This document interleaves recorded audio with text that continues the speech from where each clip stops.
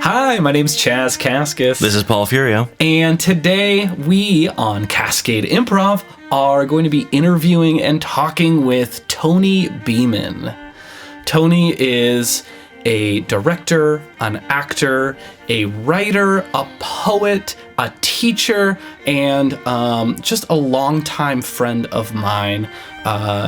Tony is known for for style and genre, but also I think something that I love about Tony's work is just such playfulness that he brings on stage and willing to just like jump in with just head first into his scenes. And then also we get the privilege to talk to Tony as he is stepping into the role of artistic director at Unexpected Productions. Welcome to the show. Tony, thank you so much for joining us. Yeah, let me put down this violin, and having played you in, That's right. I'm happy to be here. I see you've listened to an episode or two. That's right. I have. I listened to Mr. Ron Hippie. Perfect. Excellent. I just want to start out with asking you, how did you get your start in improv? I was at Purdue University getting my double major in computer science and poetry, a very common combination. And one of the poets was dating a guy named Fuzzy who had an improv troupe there at Purdue called National Velveeta. And I went and saw them, and it was it had that whole, how are they doing this? It was also very gamey and funny. Mm-hmm. And I started doing it a bit with some of them, and it seemed like a gimmick at the time, a trick. So I had a good time doing it. But I kind of forgot about it. I graduated. I came out here to Seattle, and I was going to work for Microsoft for 2 years and write poetry and then go be a poet. Mm-hmm. And then after a little bit, I was like, what do I'm non-binary, but identified as a guy then. So I was like, what do I as a white guy have to say to anybody? And also in college, poetry or any art really is collaborative because you're hanging out with other students all the time. Mm-hmm. And I found, I don't really love this just on my own. And so I was looking for something creative, and a friend, Aaron Dean, who later joined the company, took an improv class with UP. I went and watched Christmas Carol, and it was funny, but it took itself seriously enough that there was discovery on stage. It was moving, and I had this it can actually do something. Like it is an art. I just hadn't yet seen it that way. Yeah. And so I signed up for Improv 100 with Jill Ferris. And if I hadn't had Jill, I don't know if I would have stuck with it. But Jill really, from the beginning, he was a big advocate of this is art, right? And this is, you just bring yourself to it. And you bring sincerity to it. And I discovered what I had missed about poetry, which is collaborating, creating with others, discovering something, like being changed as I create the art. And I was hooked.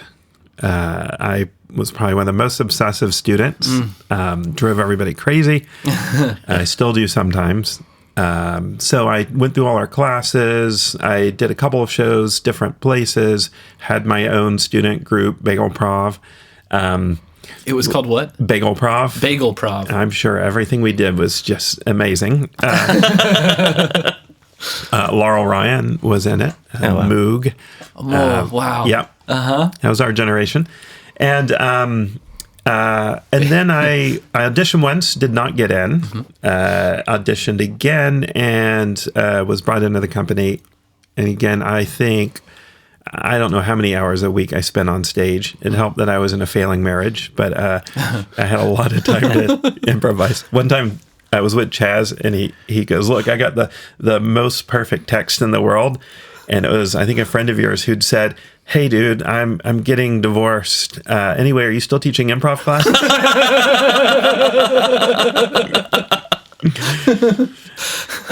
It's a common thing, man. People get divorced and then they do improv, or they do improv and then they get divorced. Yes. Yeah.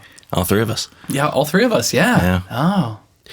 I'm ADHD. I'm one of those people who would typically have like a hobby a year, and then drop it. And improv was just the one that stuck, where I did that obsessing about it and getting really into it, but I never stopped doing it. I still haven't. I will still talk anybody's ear off about improv to this day.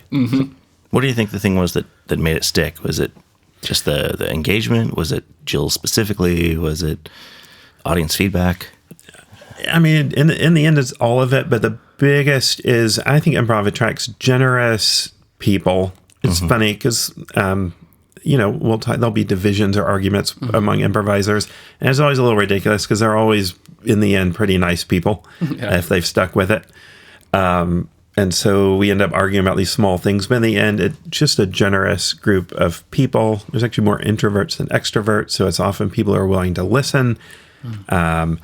And it's an art form where you're being changed. I think Liz Allen, a great teacher from Chicago, put it really clearly, just as she talked to Mike Birbiglia, who did, Don't Think Twice. And she said, well, Mike, you're always working on a product, but improv is a process. And I think it's a process. So you have to be there in the room when it happens.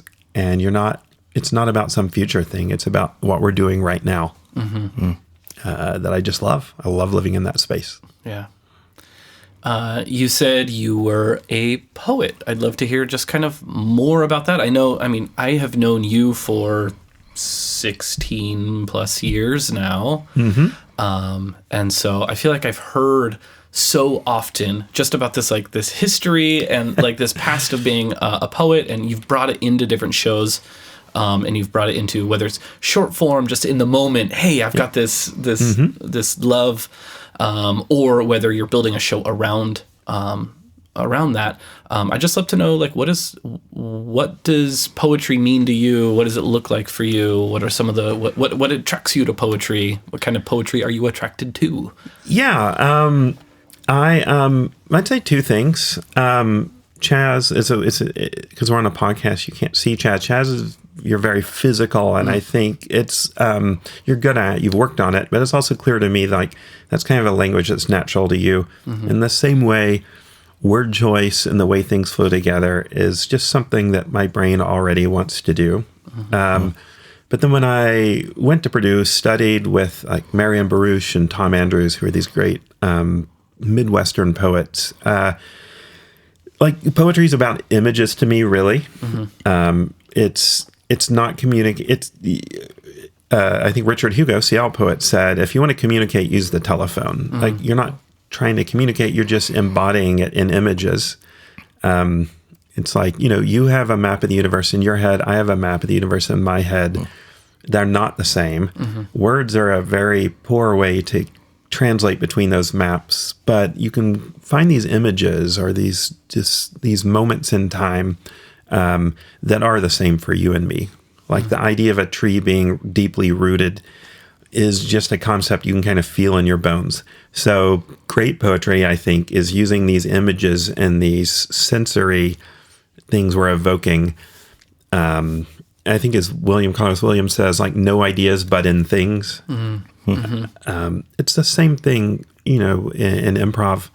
You'll see scenes where people are just explaining how they feel, or they use psychology, and it's the most boring thing in the world. It's no, just be. Yeah. Be the thing. Because it's so much more complex than you can put in words. But poetry is an attempt to put into words things that can't be put into words. That's what I love about it. How does that manifest itself in your improv? I think a few ways. I think some broken part of my brain's always trying to find. It's if I find the perfect metaphor, I can just solve every world problem. But in improvisation, where you don't have time to sit around and think about it, I just love throwing out when we do film noir, for instance, we'll even play a game where she's like a grapefruit, and the next person has to just come up with a reason and justify the metaphor. But when doing that, you'll discover some actual true thing often, because we're amazing as humans at relating anything to anything. So sour but delicious in the morning or whatever. Then you have to think, what does that mean? Who is that person? So I think it's looking for those discovered images, or those discovered collisions of things or juxtapositions in improvisation. I think for an analytical person, I'm a pretty big risk taker on stage. And I think a lot of that's I'm just throwing something out there to see how it fits. But then I'm trying to find out if it's true. Yeah. I'm curious, you just mentioned for an analytical person, and you're transitioning from this career in tech to becoming the new artistic director at Unexpected Productions. I've also been in tech for forever and a day. There's a bunch of people who are in tech around Seattle who are into improv. Like, how do those two sides of your life play off each other? How do they conflict? I'm kind of curious, like, from your perspective, how you reconcile that. Yeah. When I first, in poetry and when I first started improv, people would be like, you should combine the two things. And then you're like, well, technical writer, it's kind of the worst of both worlds. Right. In some ways, they actually don't go together very well, I think, because, computer science for a science is, it's part science, part engineering. It is a little more free flow. You can create something and just have it work right there versus drawing a bridge and having to wait 20 years. Right. So there's that. I think computer science can be creative. But on the other hand, I would say computer science has informed my improv far less than improv has informed how I am at work, which I say this in team building workshops all the time about how often when you're in an analytical role, everyone's thinking about the problems. So you go in a meeting and someone's like, hey, I have this idea for a thing our product should do. It should do this. And always some engineer steps in. It's like, well, there's a security problem and blah, blah, blah. And the meeting goes nowhere. And I learned just to keep my mouth shut or say yes to them, be like, all right, awesome. That's an awesome idea. Tell me more. And how often they would solve the problem I was thinking about themselves, or at least come up with it themselves, and how much further we would get in these meetings. So I kind of learned just the people part of a technical job, that that concept of yes and, it's like you can't say yes to everything in real life in the long term, but in the short term, you often can say yes. And so I'd say that's the biggest change I felt is all that. But now we have this world of AI, which is it's trying to do what the creative side, I think, does best. And so that I've had a real collision with that. Yeah. Yeah. Yeah, talk more on that collision with that. Well, I was actually an early adopter of AI. Like, to me, AI image generation, the best was when it was really bad, because then it was really fun to play with. It wasn't homogenous. It would create these weird abstract versions of what you wanted. And so I got early into it. I started to understand it. The images always felt like the computer's like subconscious or like dreams or something. And there's something like really enticing about that idea. Yeah, and neural networks are like super interesting and amazing because of the way the human brain works, which is, it's like what I said about improv. Like, information is encoded as a process in our heads, not as a final state. So it was interesting to think about the human brain.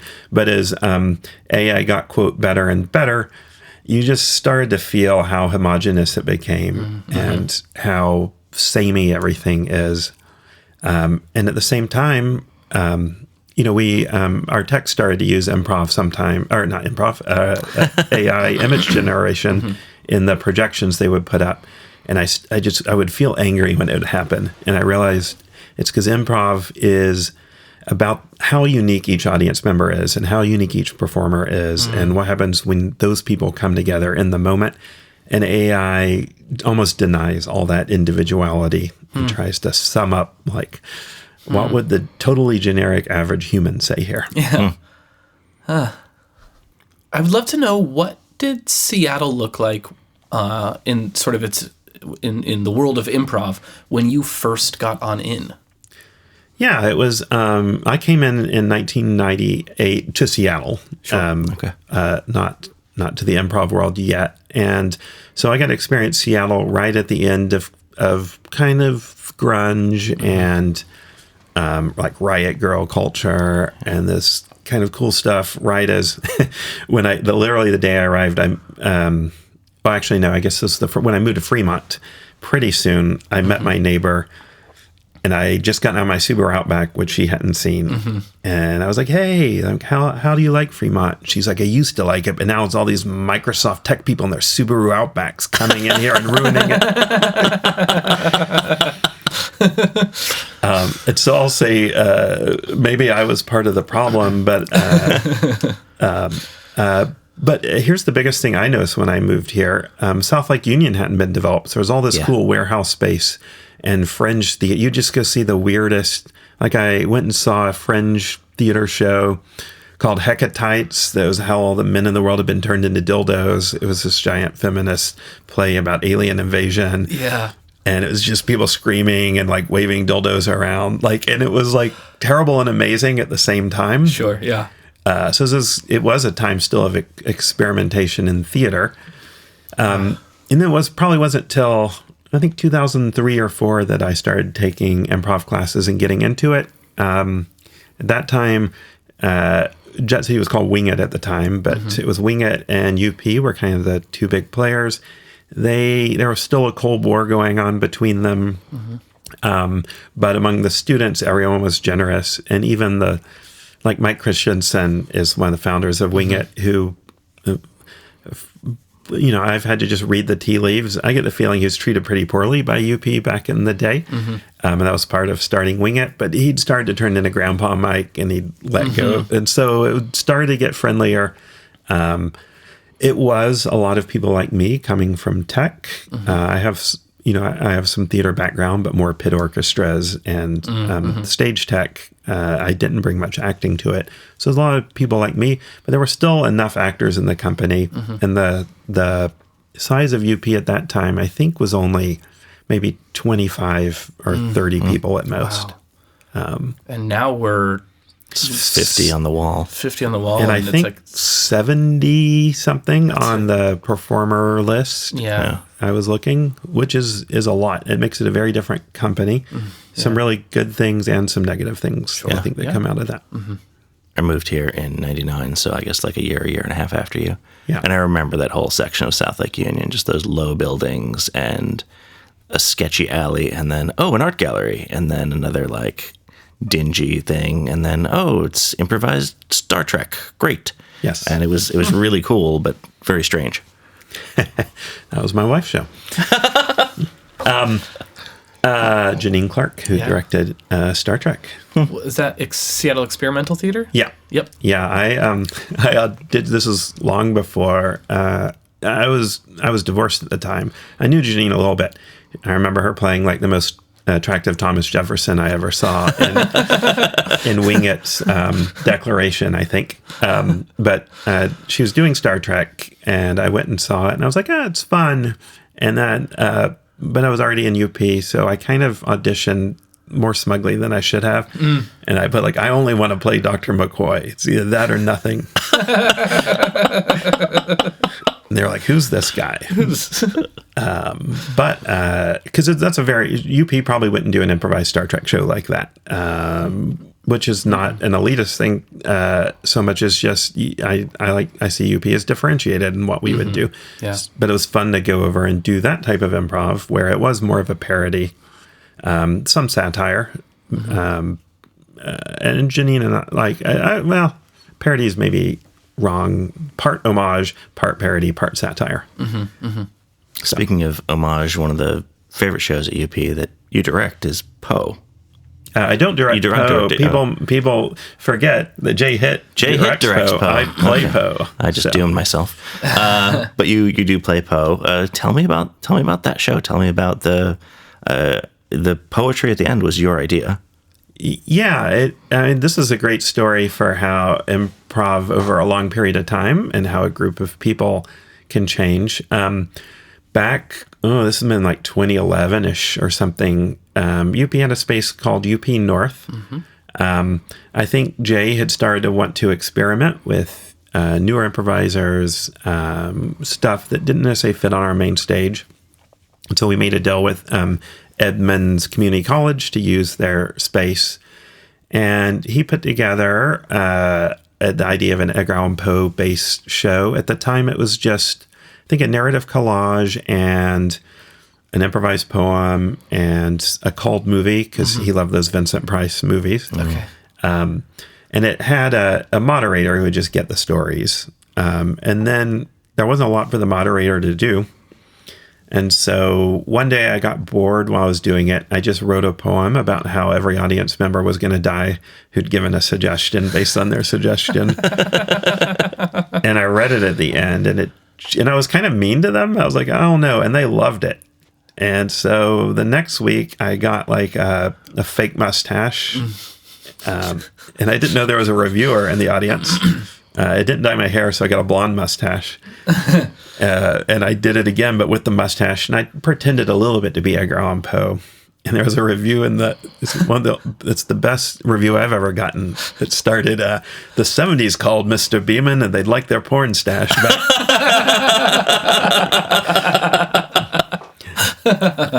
And it's to Jay's credit. I think a great thing about Jay is he has a motto, adapt or die. But he is always kind of happy and leaves room for things like that. And so that show it kind of developed itself with the people who were in it, and Jay kind of curating it until it became what it is now, where I actually dress up as Poe. I dye my hair.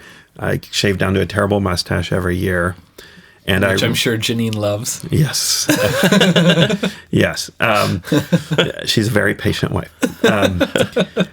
And I really try to embody like angry Poe. And the part I never realized, for some reason, audiences really respond, and they tell them as vulnerable stories as I just like insult them and really try to convince them to get revenge on all the terrible things done to them. And so, yeah, it sort of created itself, which is the best thing about improvisation. No one really planned it. We just got there a step at a time. For those who haven't seen this runs every October at the Market Theater. Yes. Yeah, generally it will be again this year, our main stage Friday, Saturday show, all October. And I know you have talked I've heard you at least mention in the past that playing Poe is an exercise in clown. Yeah, I pose a mask. I mean, I'm a people pleaser. I'm kind of conflict avoidant. But when I'm playing Poe and I'm just like, like, look at the person beside you, the other person, like, they might be the one to kill you. You might be the one to kill them. Or just think about how all your friends are going to die one day. And I'm not like trying to be funny. I'm just trying to channel, not actually Edgar Allan Poe, but if he wrote himself as a character, he's amazing at writing these characters who just had resentment and anger toward everything. And it's Halloween. Like, Halloween's not about safe spaces. It's about like, let's bring out the boogeyman and like look at them and laugh at them. And so the more I just channeled that, the more the audience would get into it, and they would tell me like really vulnerable things about their lives and terrible things they'd done. I mean, by terrible, like one was like, I think I ran over my neighbor's cat. I was there for that show. And Tony would be like, oh my gosh, I'm sorry, but as Poe, I don't think about it. I'm just like, you think you did? She's like, yeah, there was like a thump. Oh, no. And she put it in some way. She actually said, I think the cat ran under my tires. And I was like, well, it's interesting. You're blaming the cat and putting it in, and you think you did? Like, you think you killed it? You ran over, it went bump, bump. And she was like laughing and almost like half crying and laughing. And then her husband was like, what? You did? And like, he was finding out about it in real time too. No. But it really clearly was like kind of cathartic for her to admit this to a room of people, to this terrible Poe character, who was like kind of like, well, I was like, did the cat deserve it? Like, maybe you should have killed it. And just kind of cheering her on to like revel in this moment. Tony would never do that, but as Poe, I just have it gives me the permission to do it. Yeah. And the clown part is, I mean, the clown is stripping away all your vulnerability or all your defenses against vulnerability. In the same way, I think Poe is like, let me just get rid of all the apologies I would normally make for playing a Poe. Like, what's at the very end of that? And it's just this weirdly vulnerable, angry man who lives inside of me. So I must have a very vulnerable, angry man in me somewhere. What do you think I'm hearing you talk about this catharsis for the audience, and just part of my own philosophy that I've built from being a UP performer for the years that I have is that we do this work of sitting with the audience and channeling the audience and being present with them. What are your thoughts on that? Like that idea of, or sort of jumping off of that, what you had said about catharsis, the audience, and how they engage with improv. Yeah, I think there's a lot of ways to look at it. One is that the Pixar, I can't remember who was at Pixar who had the rule of 2 + 2, but they would say never give the audience 4, make them do the math, like give them 2 + 2, but then entertain them so they don't realize they're doing the work. And so it's like they're all working with us at the same time to understand what's going on.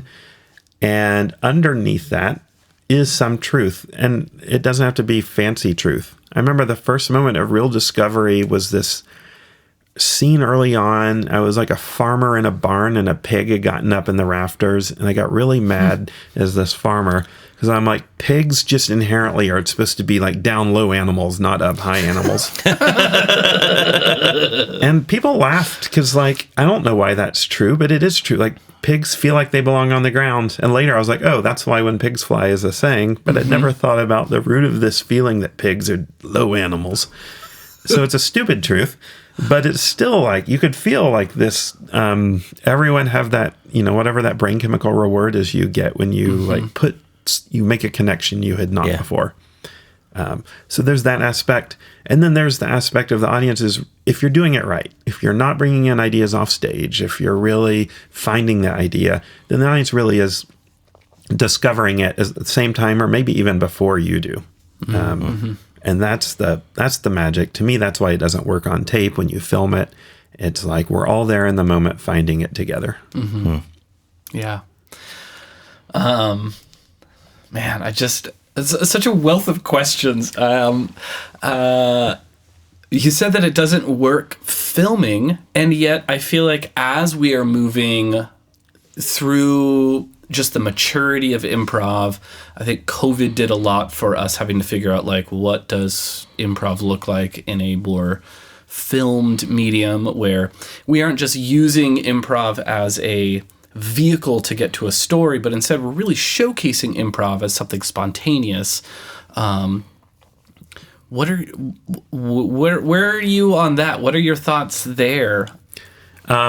You mean sort of like all the media, the different versions of improv we're seeing on? Yeah. I mean, I feel like it, obviously the Who's Line is like sort of that, like the flagpole in the sand, in the 90s of like, it could be done, but then, Middleditch and Schwartz. And we also got to see the, what was TJ and Dave's, Amazon special that they did. Yeah. And then I think there's some middle grounds like Twitch, where you do have an audience who's participating.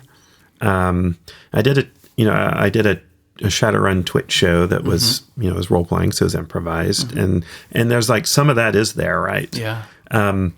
They are right there with you. And in shows like Critical Role, there's a sense of the audience getting to feel like they're part of the family, so to speak, or like, oh, I'm kind of right there at the table with them.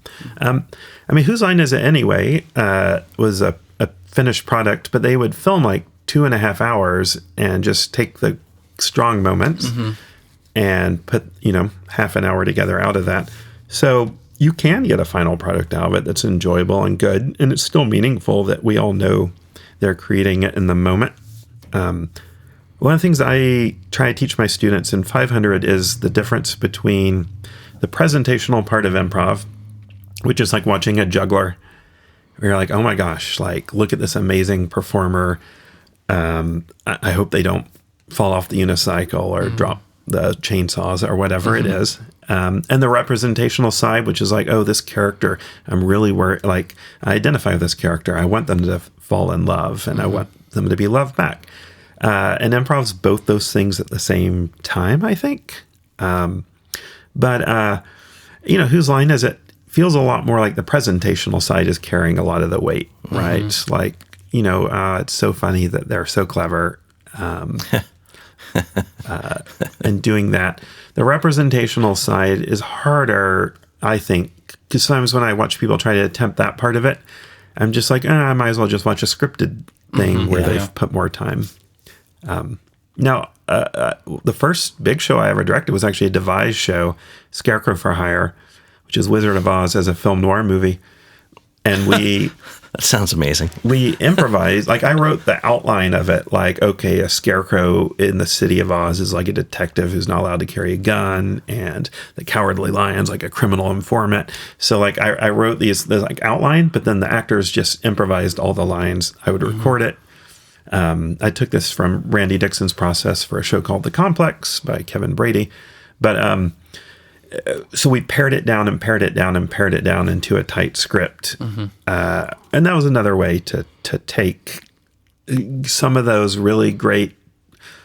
I think what's really great sometimes about improv is you just say a thing that you would never say in a scripted show, and yet it rings of truth. So we were able to take those moments and keep them there. And one of the best lessons I ever had is that a group in Bellingham bought that script and produced it. And did really nice production. Like, they built a car on stage for the one scene I'd put in it, where in my show it was just a steering wheel in a box and badly recorded video of a car moving out of the back of Jay Hitt's truck. But they built a car for this scene. But as the actors delivered the lines, it was amazing. They, like, Tim Tracy was our Cowardly Lion, Gianna was our witch, and those actors moved like Tim and Gianna, and they didn't just say the words, they delivered the lines in their voices. And so there's something like, some like true essence of those actors is in their line, or those humans is in their lines of dialogue somehow, because it came out. And I could have told you if I'd just known it was UP actors but had no idea who played what or who they even were, I bet I could have picked them out by halfway through the show. Wow. So. Interesting. You've directed a lot of shows. Yes. And you've directed, you've devised shows. What is it that makes a good director in improv? Well, you should ask my actors if I've figured that out yet. I think a few things are important, and I keep thinking we should teach a directing class, because I agree.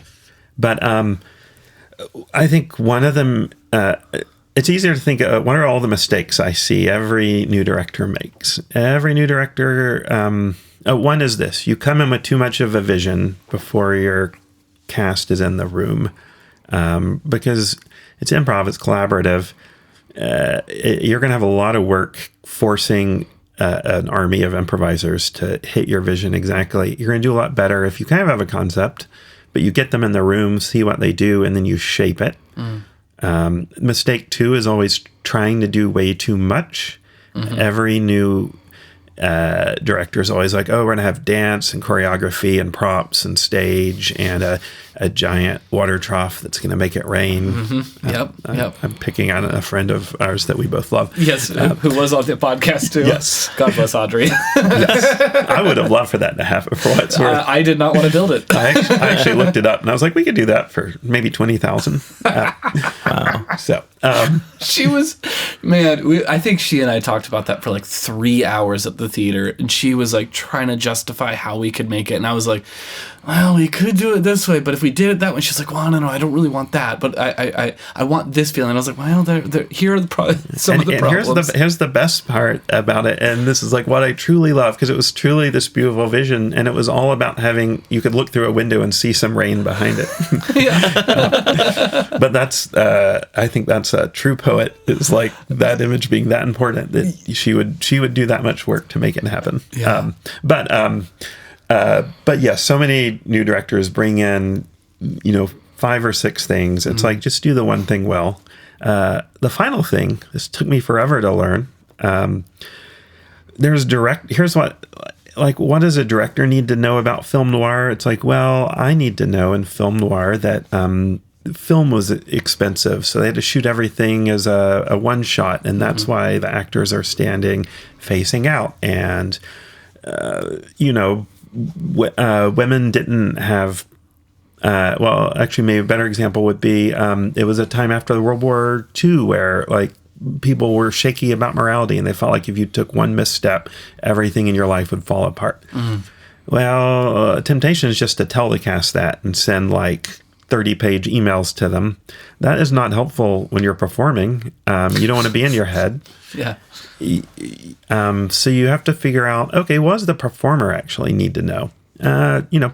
Stand like this, like overlap. Look for excuses to like feel the light on your face, and let's just practice like what happens if we do scenes. Because like watch any film noir movie and then like try to reconstruct it in your head, and it'll be like the detective and the femme fatale sitting on their desk staring at a wall talking to each other. So you have to really like train the actors, or you have to think, okay, what I want is this, but from a performer point of view, really that means do X. So like when I break down genre, if I break it down for directors, it's a lot of like intrinsically understanding how it all works and why the director made the choices. If I do it performers, I'm often like, what does your character want? Like let's say Jane Austen, right? I want a good marriage, but it's about love, but it's also about financial security, and I have to take care of my parents. And then what are the rules? I want to meet a man, but I can't even be introduced to a man. I can't go up and talk. I have to be introduced. And also I'm wearing this huge dress, so I can't move through the space without it. And if someone just goes after what they want and is aware of the rules and, knows they have to move through the space carefully, then you get all the more complex stuff out of the actor, and they're not having to think anything more than what their character would think, which is this is what I want, and this is how I go about it, and these are the things that get in the way of it. I just always love how thoughtful you are in your improv, and when you're approaching genre, style, whatever format it is, you take such a deep look at not just what you're doing, but what we're all doing. And you have such a collaborative mind. And I think, just talking with you for the last, bit that we have, just that idea of collaboration continuing to come up over and over and over, of something that you're like, yeah, I was a poet, but I really missed this collaboration. And what is it that we're doing on stage? Well, we're figuring out what comes together in this. And I just, I think it's such a strong, such a strength that you have as an improviser, is this idea of like what are we in community, what are we doing together in that, and just like I really value that. Thank you. Well, thank you. That's nice to hear. I hope it stays true. Randy Dixon, really instilled part of that in me, because he took genre and he always took his sources so seriously, and it was always important to him to credit it. And he would talk about, like, when you're doing Shakespeare, know things like, so there's an extrinsic view of Shakespeare, which is like, I've seen a few, I know what it feels like. And if I just perform out of that, I'm going to end up parodying it. I'll give you an example in a moment. But he would say about Shakespeare, that you ought to understand that they weren't allowed to talk about any like modern religion or God on stage. So Shakespeare would use the Roman gods as placeholders. Well, if you know that, then you just happen to use Roman gods as you deliver your lines of dialogue. And the audience doesn't think about why or that, but it feels like Shakespeare if you do it right. I think I thought the Chris Pine like reboot of Star Trek. It was fine. It was entertaining, but if you think about original series Star Trek, you might think extrinsically as, oh, Kirk breaks the rules and Spock has like, he breaks down and like has human emotions and struggles, and McCoy's a jerk and just kind of rough and mildly racist towards Spock. Well, if you actually go watch the show, it's like, no, almost all the time, Kirk is actually really like moral and following the rules, and Spock is rarely emotional, and McCoy is very kind all the time, and it's then every once in a while they break it. So when the new Star Trek came out, all the characters were always doing the thing that you remember. Yeah. Like Kirk's always breaking the rules, and Spock's constantly, and McCoy's just an asshole the whole time. He's played by Carl Urban, so he's still charismatic, but and I was like, this is parody. It's an extrinsic, attempting to create extrinsically, but not going and looking, what was the mortar between the bricks that made the original show work? So, what are the questions that you ask genre to be able to get that intrinsic look rather than extrinsic look? Well, I literally have a blog post on tinybeeman.com called like the 100 questions I ask or something. So there's a lot. I talked about the character ones. Those are maybe the most important.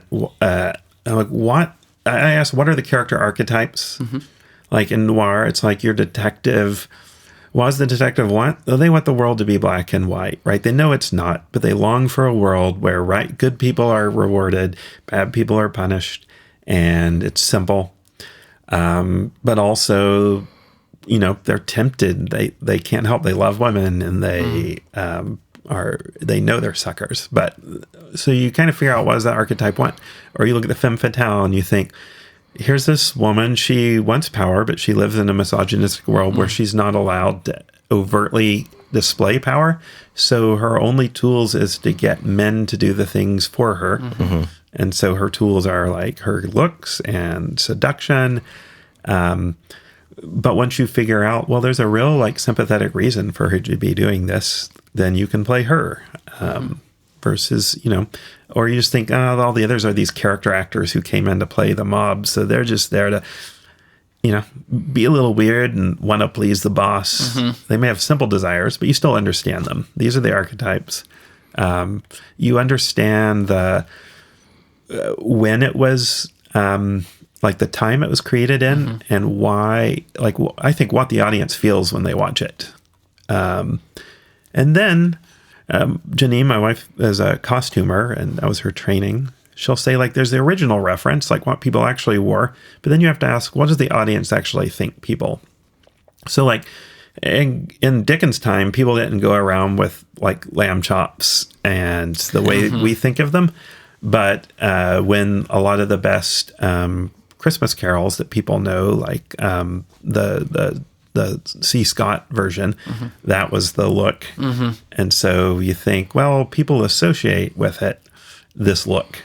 So if I want the audience to feel like they're watching it, then I might not do the actual correct thing. I might do what the audience thinks about.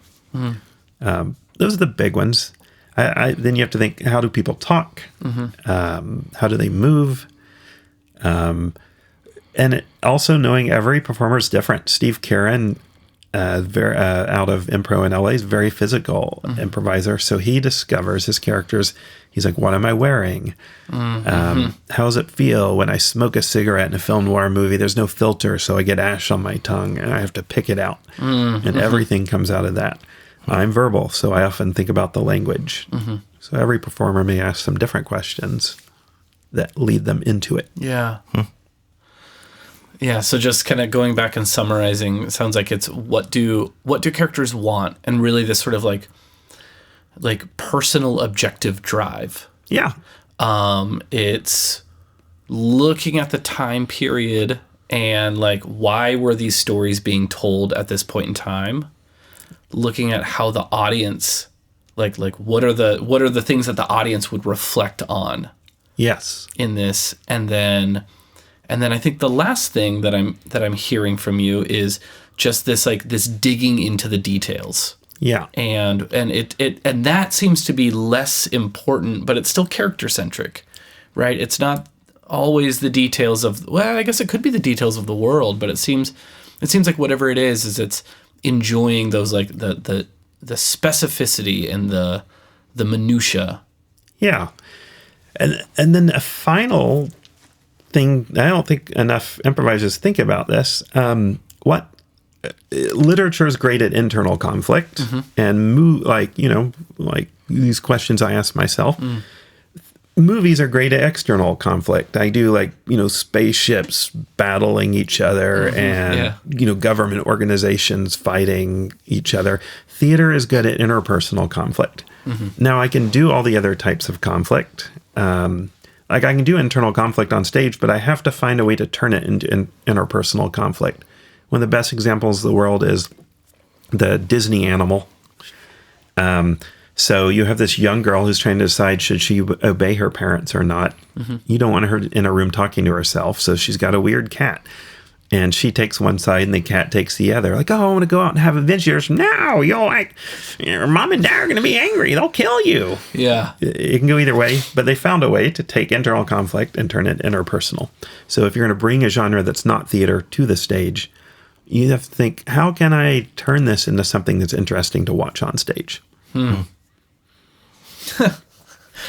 Interesting. Yeah, it makes me wonder, because as you said, spaceship battles or something, all of a sudden my mind went to is it just light isolation and the two captains almost in this debate about whatever this debate happens to be, while then the other improvisers are then showcasing and somehow doing some interpretation of what this would look like, but it's all in silhouette, and it's very, very sort of vague. It lets the audience, as you said, do the 2 + 2.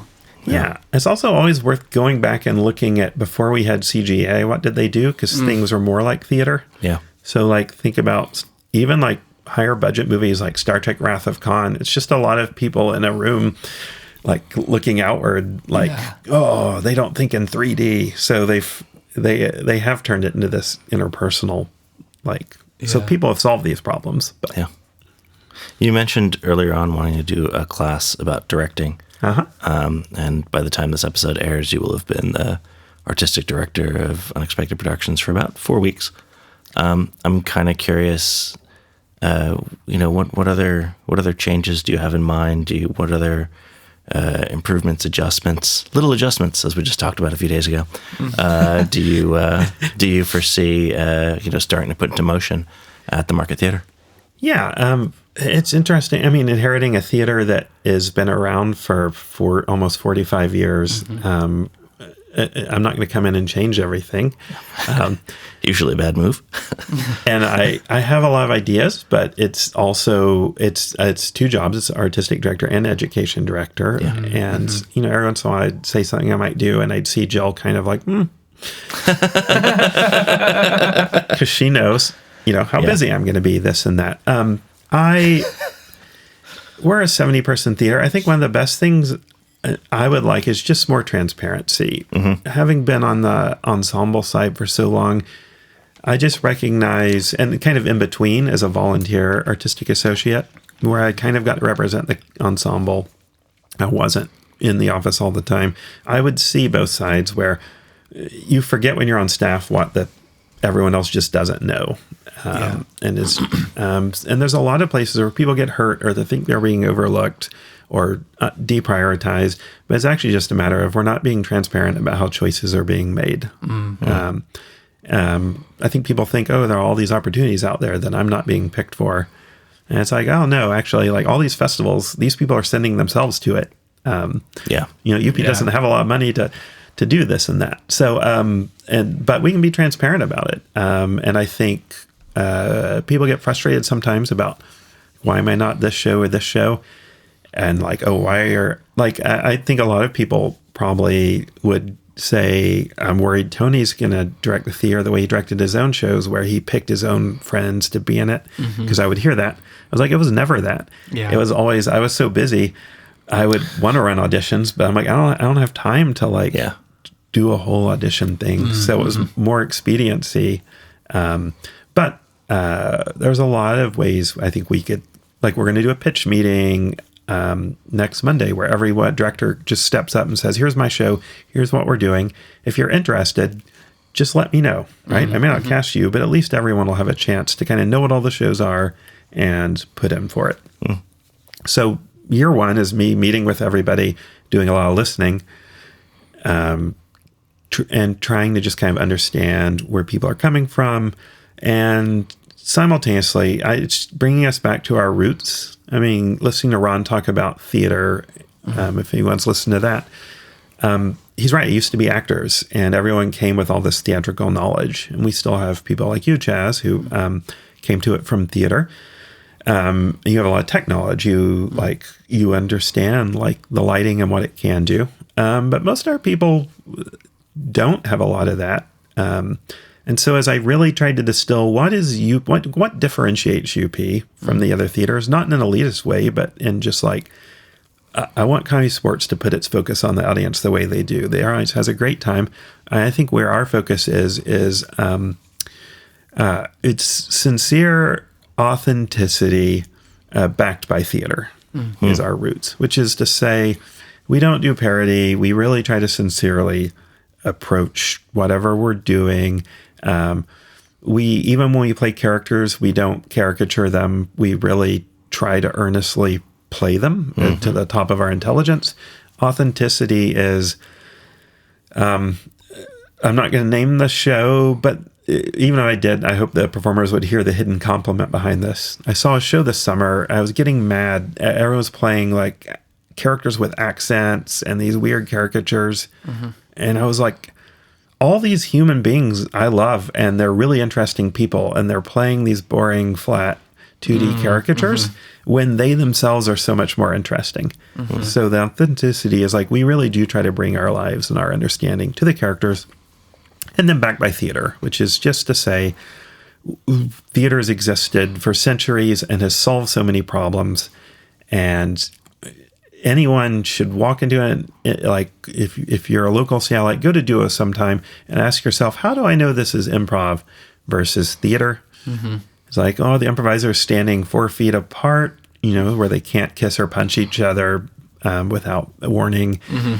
Or are they dynamically, like, are they standing really close together? There's tension, or really far apart, so there's tension. Are they using the stage?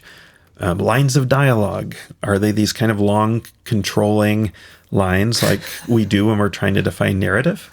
Or are people talking like they do in plays where they say things abruptly and stop? So little things like that I'd like to see us get back to a bit. Yeah.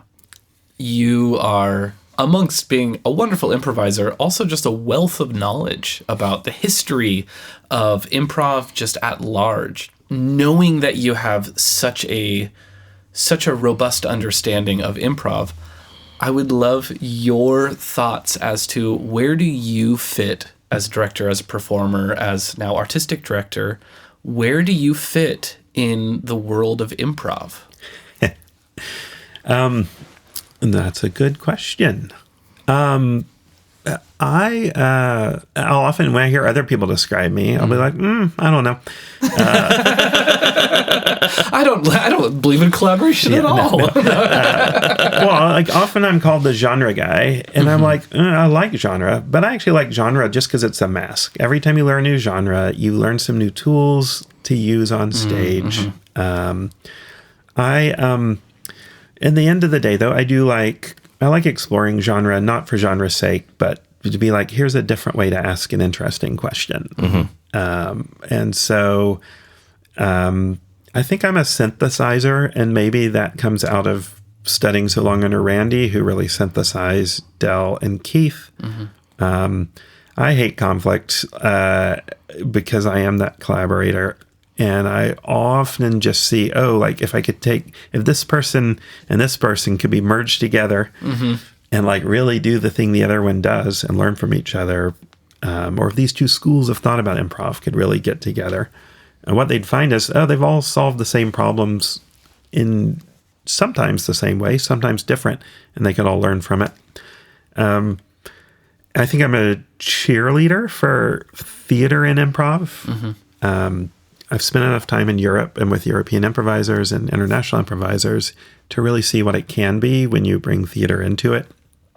I think I care deeply about story and narrative, but despite the fact I started being bad at this, I never think we should be forcing narrative. I think we should be discovering narrative. And so it's like, let the story emerge and we figure out where the story is. Randy used to say, narrative is not, it's a map, but it's not to tell you where you're going. It's to tell you where you are in the story. So we ought to understand it, but we shouldn't be in our heads thinking about where it's going. We ought to just say, oh, okay, I think I'm right here.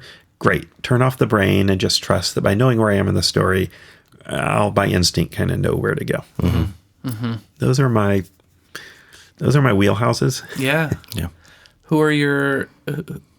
You talked about schools of thought and schools of improv. What are the ones that really influence and impact you? I think let's take Johnstone. His real focus on blue collar, like his biggest inspiration was going to amateur wrestling. Yeah.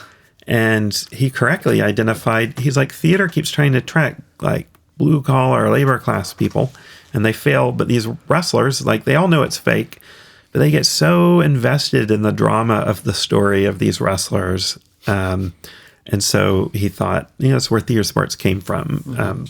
I don't know that we approach it that way. We could, and I sometimes think we ought to try. More Mexican masks. Yeah, I'm thinking more punches thrown. Yes. Yeah. But can the audience... Improv needs more punches. It's like we're not fooling the audience. If, like, the competition's not supposed to be real. Sometimes improvisers make it real, but it's not supposed to be real or matter. And the audience, it's okay for the audience to know that, but they can still get invested in it.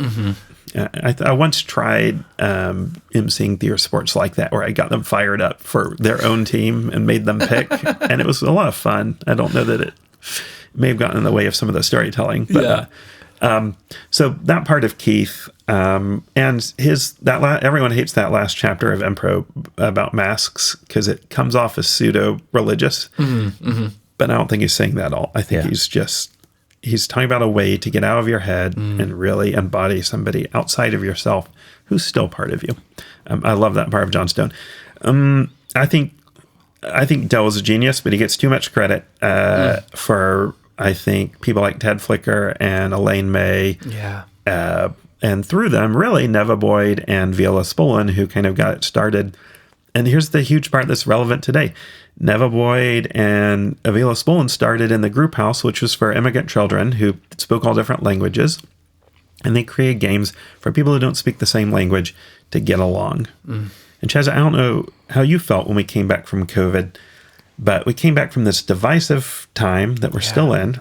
And partly the audiences just love watching people getting along on stage and making a thing happen, which is what Neva Boyd and Viola Spolin were doing all the way back then.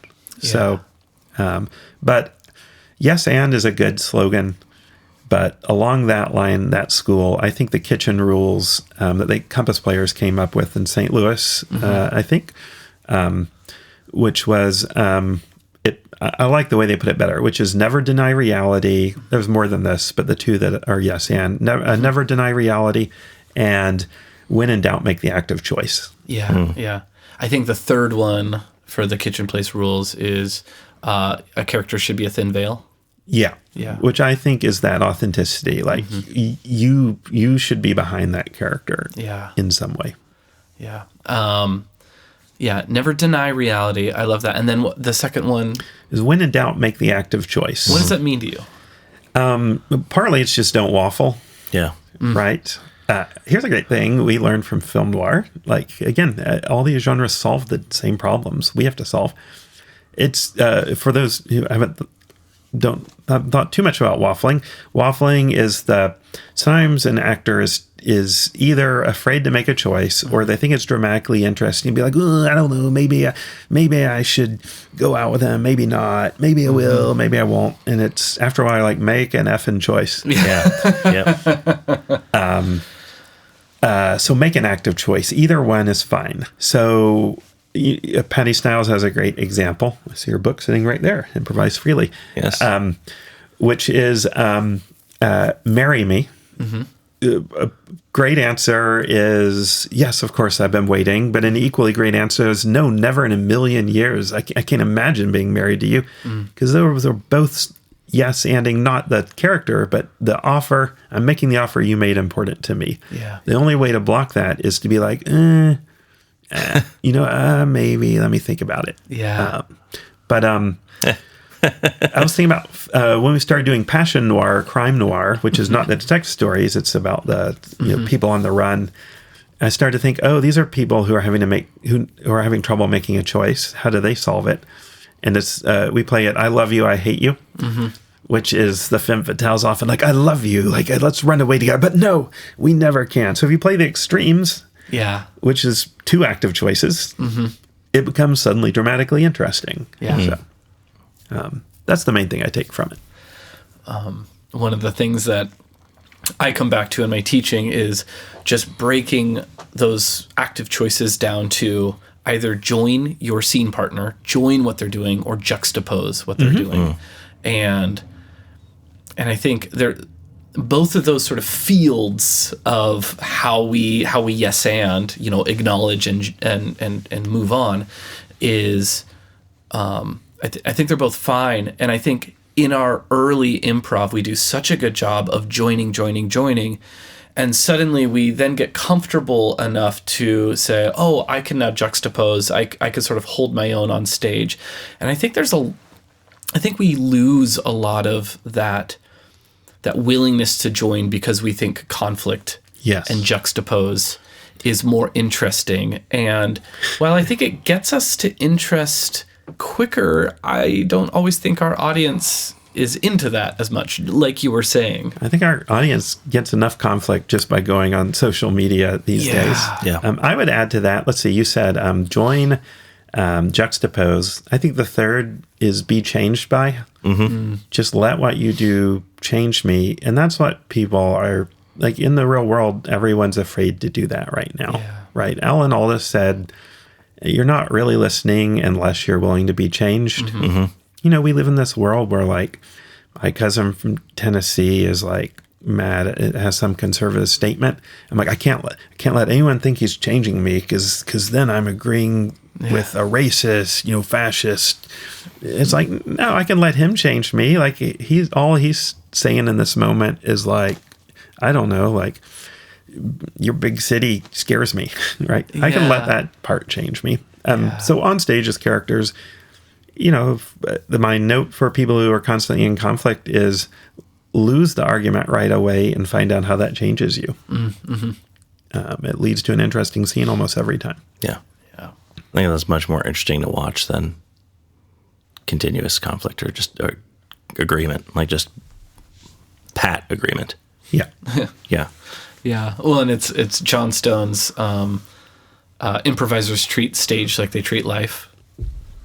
Yes, right? And like we just have to get over that, not be so safe, Yeah, and like allow yourself to be changed. I hate watching an improviser sometimes break up with another improviser because they do this, which is maybe what we do in real life. Hey, Chaz, I think this isn't working. It's not you, it's me. It's just like blah, blah, blah, blah, blah. Yeah. And that's what we do in real life. We try to de-escalate. It doesn't work. But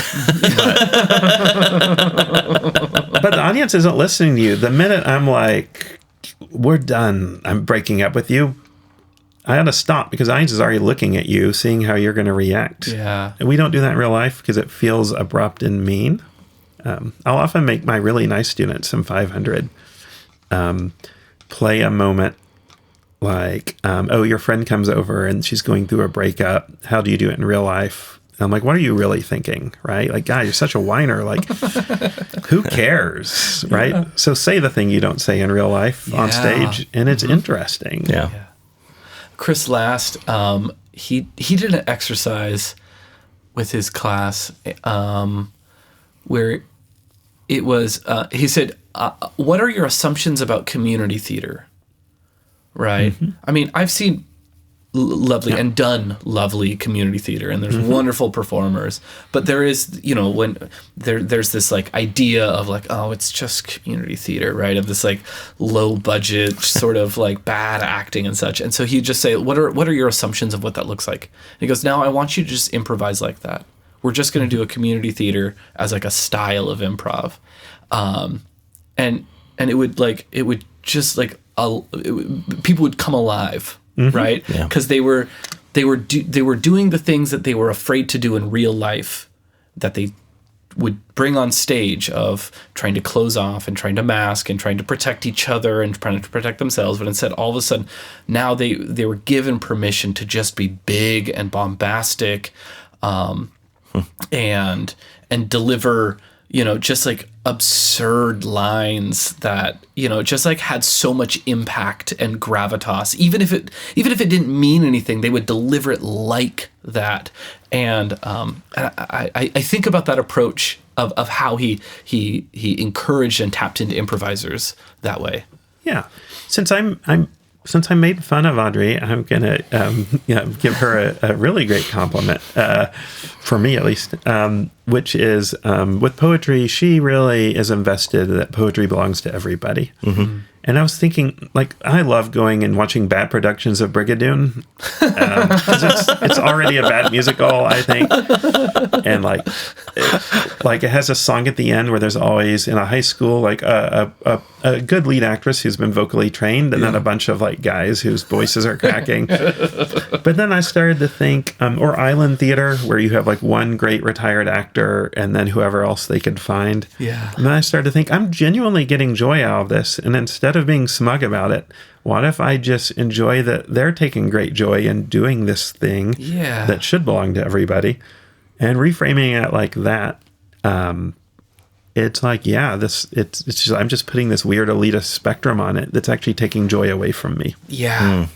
I think about that often. I was reading some stuff about Paul Sills and how originally he was talking about creating theater that every neighborhood should have its own theater, because you should go there and you should see Hamlet performed by the milk delivery person and the plumber and your, and the person who works at the bank. And he was saying you should be doing theater where everyone goes, oh, yeah, no, I get it. You're making reference to Miss Glinda's rosebush problem, right? And it's so specific. And I love that idea. And the trade-off is we're going to get actors who aren't this elite sort of New York, LA, I have a Juilliard, Yale education, et cetera, and like, God bless the work that those actors have done, but there are actors who don't have that same sort of credits, who are also wonderful actors. And yet when we go see these more local shows, we're also going to get people who they're hobbyists, and they don't have that same polish as these like great, the greats. And I still think it's more valuable to have a smaller community putting on art for each other, rather than us throwing our money into the pot of Netflix, Yeah, I mean, because polish is just an arbitrary set of rules often that we've set for ourselves of this is what theater is. And if you, this is probably too much, but how has America lost its way? It's like, well, here's one thing. If you're rural, you just don't see yourself on television except as a villain, and a poorly understood villain, because all of a sudden it was these kind of college-trained writers writing who lived on the coast.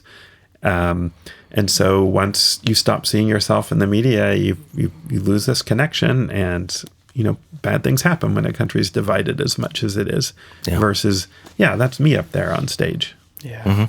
I'm trying to frame this in the compliment I mean, but I had the great gift of going through the school with Chad O'Bara, who I'll sit there and intellectualize everything and analyze everything. Your poor listeners have heard me do this all day. And Chad's a great cinematographer and can do that in the world of cinema. In improv, he doesn't. And yet I would watch him go up and he did this scene where he picked up another actor, Solomon, and just by the pants and threw him over the wall. And it's just I have been picked up and thrown by Chad O'Bara more times than I can count. But he was so genuine and goofy, and the audience loved it. And I thought, I can't do that. I'm in my head too much, and Chad has the audience, they love him in this way. So all my idea that I've read all these books and this and that helping me, you have to be well, it's my way of doing it. His way of doing it is in this moment working far better. Yeah. Which is just being there and being recognizable and identifying with the audience. That's so funny. He and I got on the company in the same audition year, and I just love that man. And he was subbing for my 400 class, and I wrote him all these notes about, here's what I do in class, here's my opener, here's some of the things that I touch on, here's some exercises, here's the games, here's why I'm doing the games, here's why I'm doing the exercises, here's sort of the SWABIT the students will be able to, that's the North Star, and, sort of finished off this email with, I trust you as an improviser, whatever you do is going to be great. These are just this is how I would approach it. Feel free to change anything that you want. The next week, I come back and I was like, hey, I'd love to know, what did we learn while I was gone? And, I was kind of talking to my improvisers, helping them kind of do some of that reflective work. And they go, well, Chad read your email and then said, Chaz improvises from the, more from the head, and I'm more from the belly. So, let's just get up on stage. I think I was in that class. Were you? Oh yeah. First 20 minutes were all of us looking at each other saying, what the fuck is going on? It was by 30 minutes in, we're like, oh, okay, yeah, cool. But the first 20 minutes were, all right. It's a pretty big departure, yep. Right?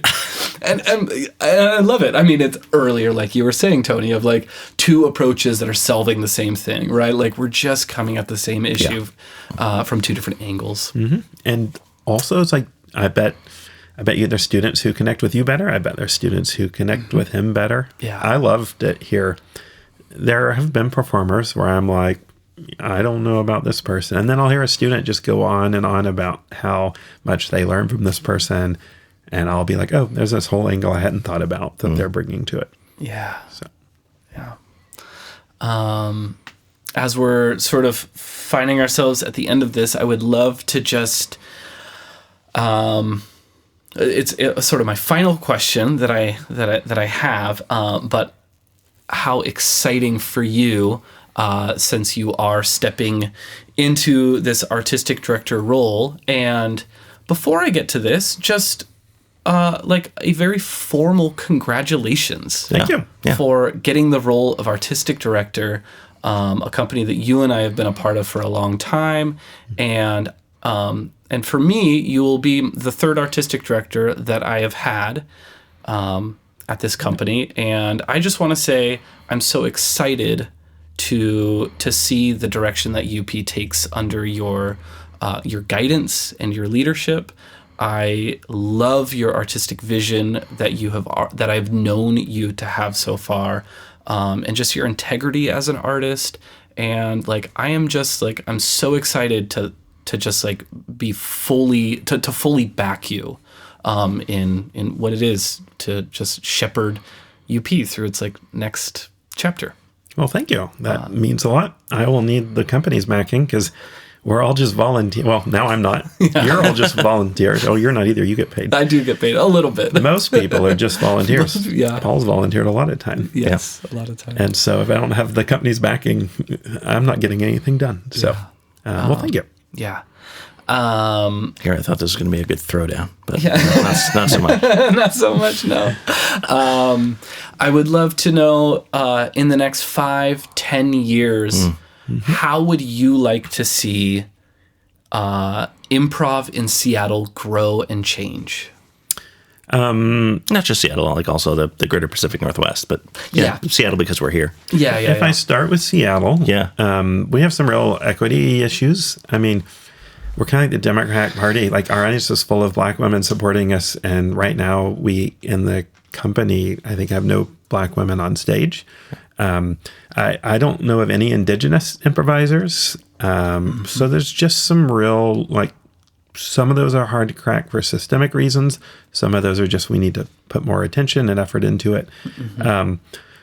So I would like to see the population of Seattle fully represented, not just at our theater, but across all the different improv theaters. Yeah. I would like to see UP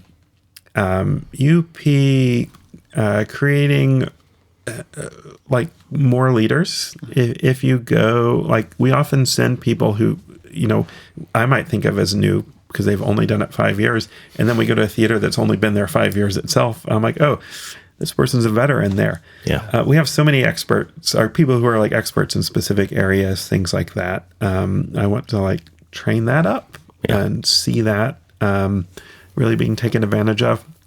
I just love to reach more audience. We're heading into this time of artificial AI,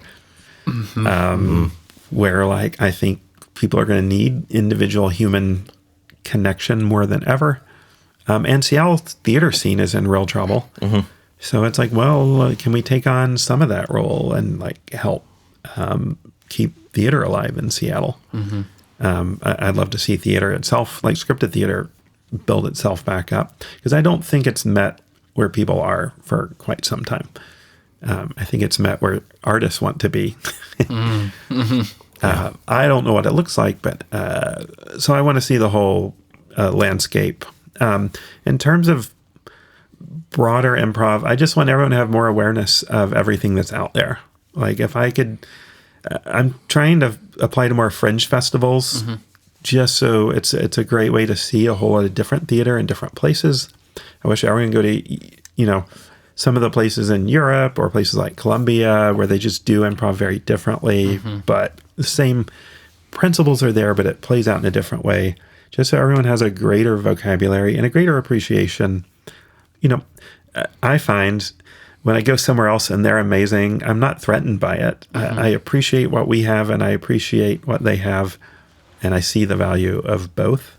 I just love everybody, or at least more people, to have that awareness and that sense of possibility. That, like, the idea of being the best would be the most depressing thing in the world, because it means I don't have anywhere to go. It should be the idea of, like, I'm good enough, but I could go all these places and explore all these other areas. And that's what art is. It's not something you master. It's something you explore all your life. Yeah. So. Yeah. Thank you so much. Thank you for just coming down and talking with us for the last little bit, bringing your just such a wealth of knowledge. It is always such a pleasure, whether we're here, Cascade Improv, or whether we're just at the bar around a drink, just talking late into the night. I always enjoy our conversations. Well, thank you all for letting me talk at you for an hour. So. Yeah, what a joy. Yeah, awesome. Well, awesome. Thank you so much. I have to look back now. Ooh, yeah. The Cascade Improv podcast is produced by Paul Furio and Chaz Kaskas.